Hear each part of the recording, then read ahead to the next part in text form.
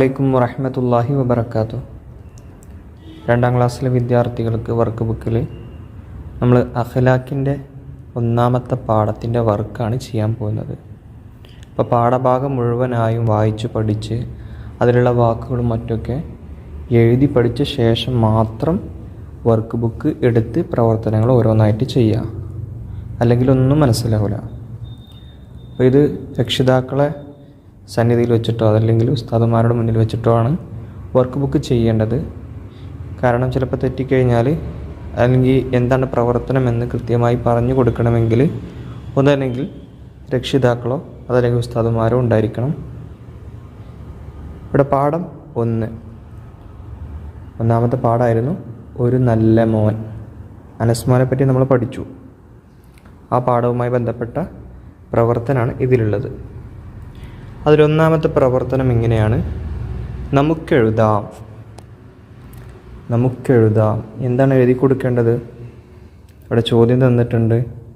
1, ഉപ്പ അനസ് മോനോട് സലാം പറഞ്ഞു.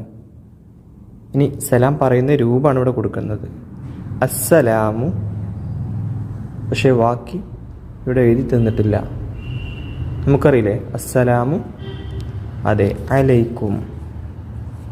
അതെങ്ങനെ എഴുതാം?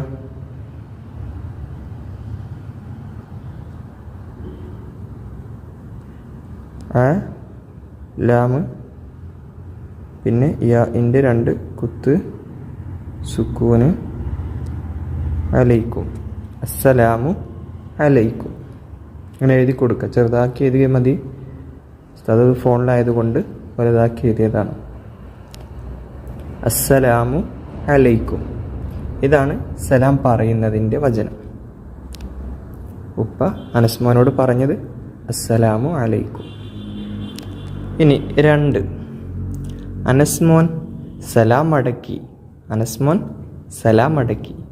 സലാം മടക്കുമ്പോൾ നമ്മൾ എന്താണ് ചൊല്ലാറ്? വഅലൈക്കും മുസ്സലാം.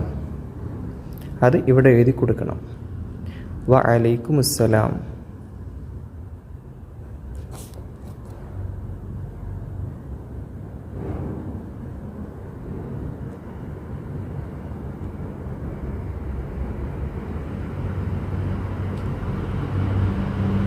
വഅലൈക്കും മുസ്സലാം.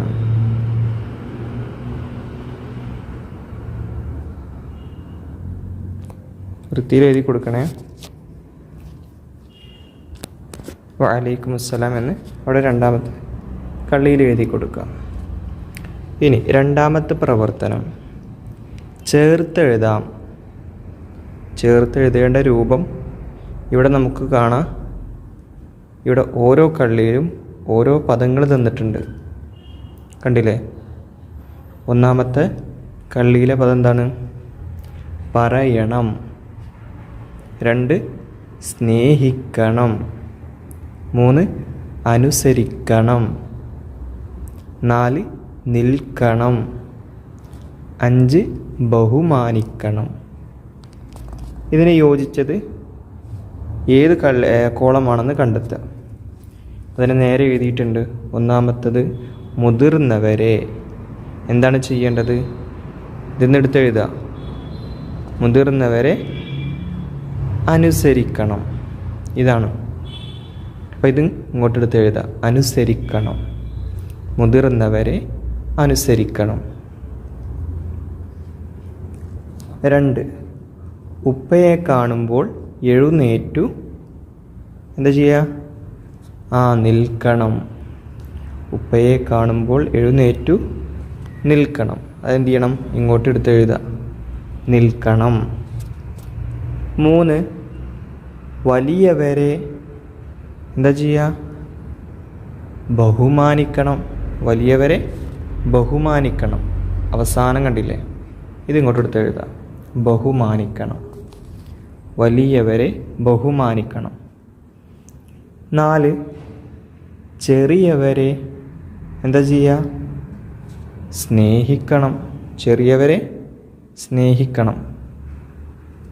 അത് ഇതിൻ്റെ നേരെടുത്ത് എഴുതുക. ഈ 2ാമത്തതാണ്, സ്നേഹിക്കണം.